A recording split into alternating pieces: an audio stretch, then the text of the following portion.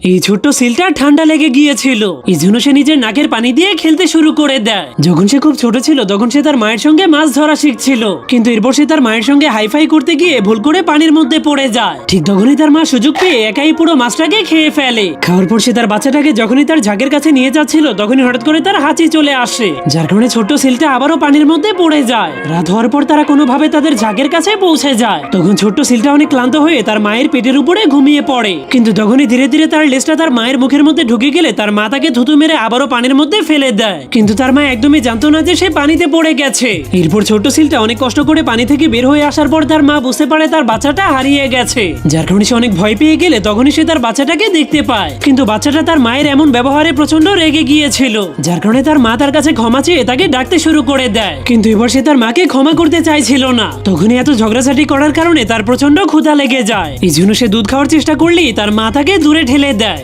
যার কারণে সে অন্যান্য ছেলেদের কাছ থেকে দুধ খাওয়ার চেষ্টা করলে তারা সবাই মিলে তাকে ধাক্কা মেরে পাহাড়ের উপর থেকে নিচে ফেলে দেয়। কিন্তু সেখানে গিয়ে সে একটা প্রাণীকে দেখতে পেয়ে অনেক খুশি হয়ে তার নিচে গিয়ে দুধ খেতে শুরু করে দেয়। কিন্তু অবাক করা বিষয় হলো সেটা বিশাল বড় একটা বরফের ভালুক ছিল। তখন ভালুকটা সেই ছোট্ট সিলটাকে দেখে দয়া হলে সে তাকে দুধ খেতে দেয়।